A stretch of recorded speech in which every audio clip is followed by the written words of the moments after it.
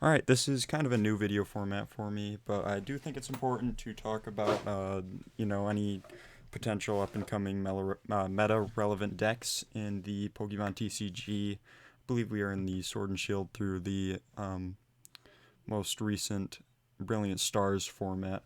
And the card I'll be focusing on right now is the Kingler vmax. Just talking over the relevance of water and the application of this card. So, Kingler V, that's main attack. The main one you're going to be using is the Bubbles Galore, which for 1 energy lets you search up to 5 water energy, attach them to one of your Pokemon in any way you'd like, and then you just shuffle up.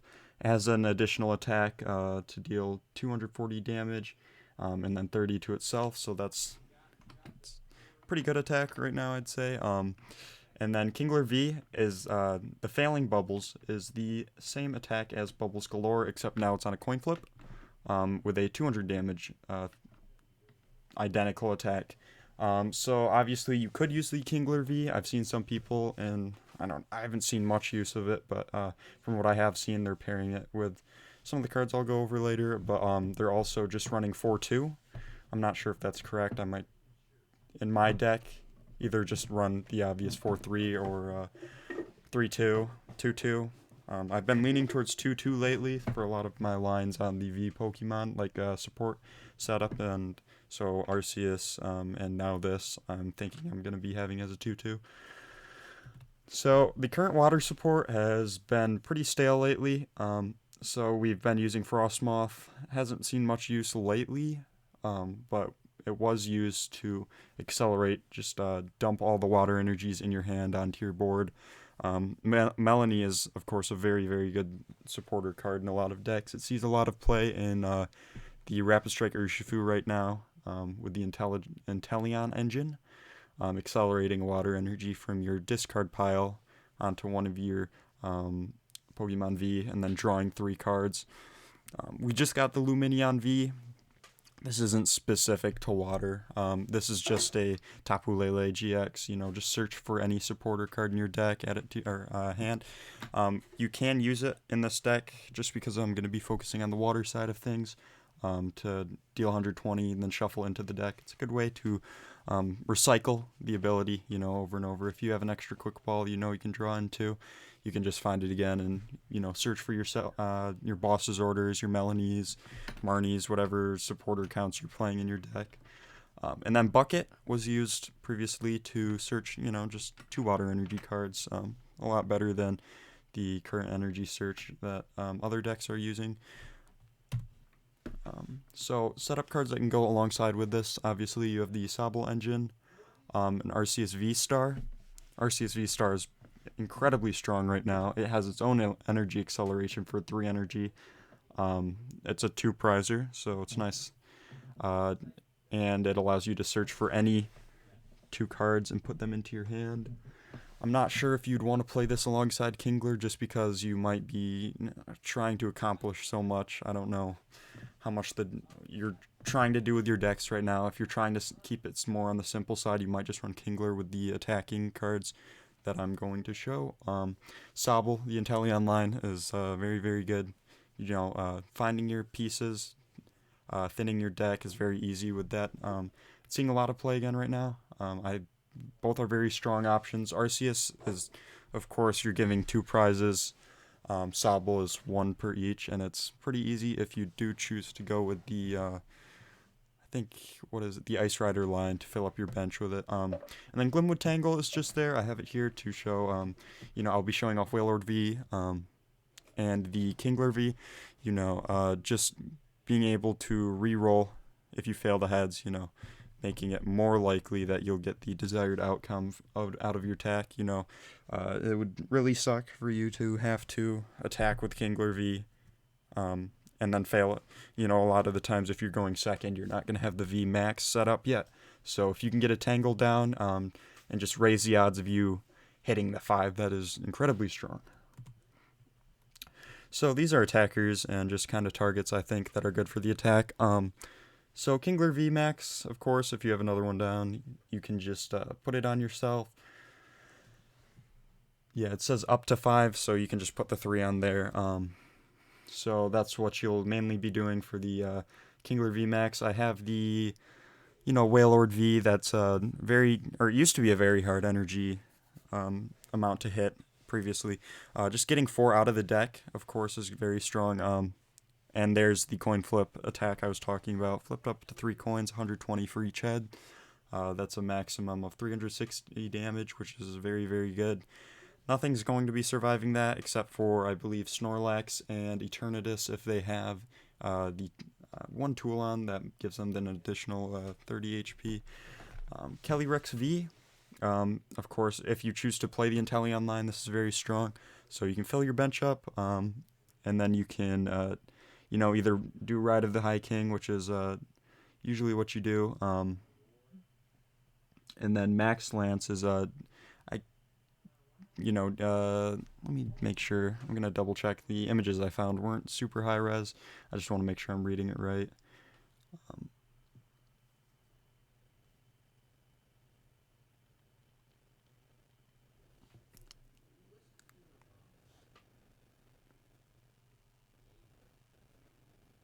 Okay, it is up to 2. So you can discard the up to 2. And for each one you discarded that way, it's 120 more damage. So, you could accelerate 4 on to the VMAX and hit for 250, which is pretty good if you get the tool on. Why am I'm forgetting the name, but the one that does a 30 additional damage to Vs. You can hit the 280, which is really good. That'll take care of a lot of the V stars that are seeing play, and of course any basic Vs will be knocked out by that.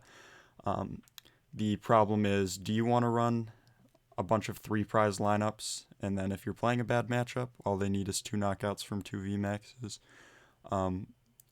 Ice Rider is weak to metal, so it's a little bit less of a worry if you go against Jolteon.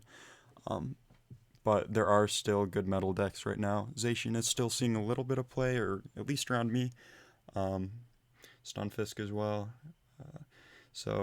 And then Lapras V Max, that's a good one. I feel like it's more obvious. 30 more damage for each water energy attached to this Pokemon. So, I mean, depending on the energy count, if you want to play anywhere between 8 and 12 water energy in your deck, maybe even 13, you could be doing a ton of damage. You just got to watch out for when it gets knocked out and you lose it all. But you can be hitting for, I believe, 240 with the tool. That'll be 270. That's a very good amount of damage. The Arctovish is something that nobody's ever really looked at. It's just kind of a bulk card right now. But, when I was making this video, I kind of looked over most of the standard cards right now. So 220, it's 4 energy. Not quite as good as Zacian. Of course, it takes an extra energy. And you can attack next turn. Doing 250 with the tool. I'm more interested in pairing that ability, or that attack with the Ancient Freeze, which forces your opponent to have to find a way to switch out or just wait an extra turn to attack if they have a V in the active. And our meta right now is mainly focused around the V Pokemon. So you still see a decent amount of single prize decks.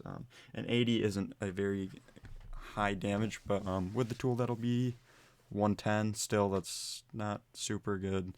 But you might just be able to force them to have a slower turn next turn if they can't find a way out, and then finish them off with Giga Impact. I talked about the Lumineon V, just being able to shuffle it in, recycle your resources is really good. Surfing Pikachu VMAX is kind of a joke. 160 and 30 to each of your opponent's benched Pokemon. Manaphy isn't seeing a lot of play right now. But some decks do play it, blocking bench damage, which is a big struggle. I mean, you're two-shotting 320 HP Pokemon. If you can play Vitality Band to knock it up to 170, which would be good. I believe that'll hit the Eldegoss and the Lumineon, but not the Crobat. So again, the tool, bumping it up to 190 is very, very good. So I'm more interested in the Surfing Pikachu V, kind of as a joke, but once again, it is electric type, so you can hit those water decks with the weakness. Weakness to fighting, though, is very, very brutal because of the Urshifus in the meta right now, which are really good. So I don't know.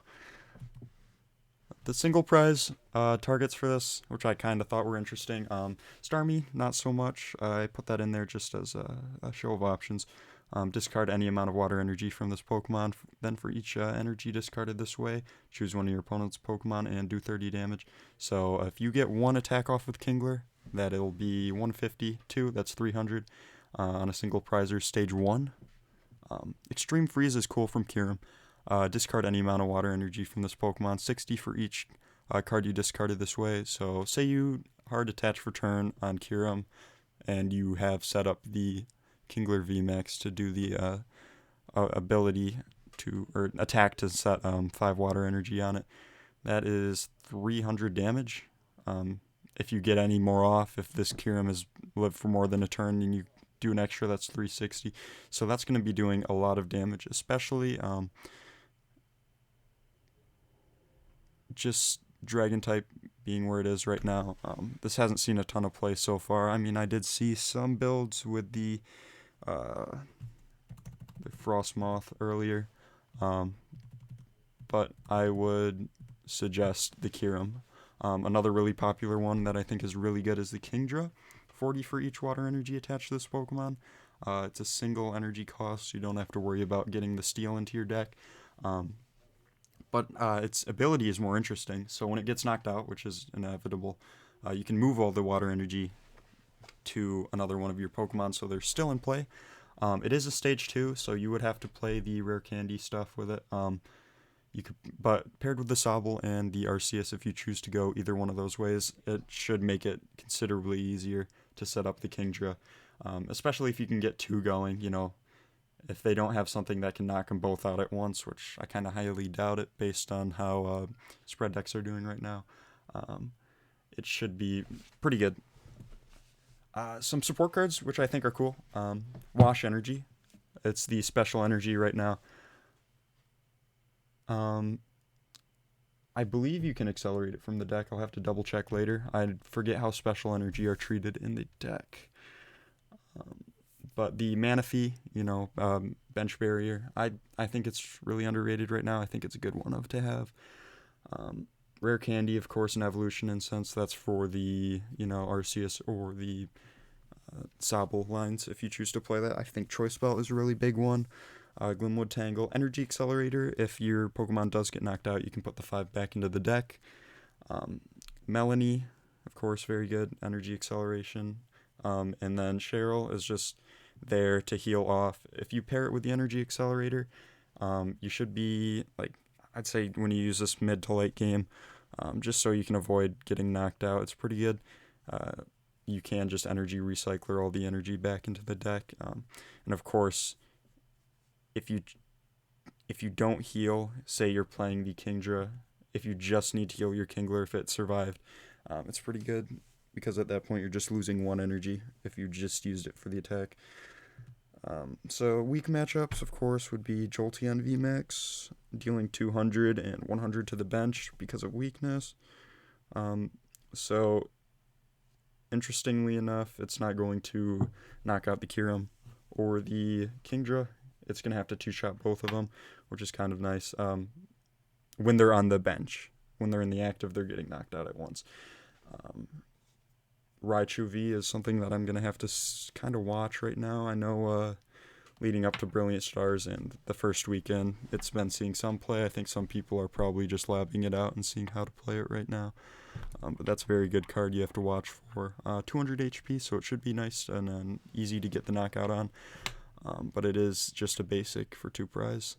And then Zeraora doesn't see much play. I thought I'd still include it. You don't see many decks that run it anymore. Another one that I would say is even more niche than the Zeraora is the Boltund V, or the Boltund VMAX. I didn't include them because I don't see them enough, but there are some people at my locals that play them, so I thought it was worth talking about at least. Alright, positive matchups, of course. I thought this was pretty obvious. It's the Fire, and I am speculating that Zacian is going to be a good matchup as well. Past that, I would really have to play before I can decide on any others. I'm assuming that, I don't know, I think Mad Party might be hard, so that would be more of the weaker matchup. But I'm not entirely sure on this. I might do an update later if it turns out to be good. But in conclusion, let me know if you think this is just a funny deck or if it's a good one. I'm completely undecided right now, so any input would be nice. I'm gonna get the cards ordered up soon so I can play it.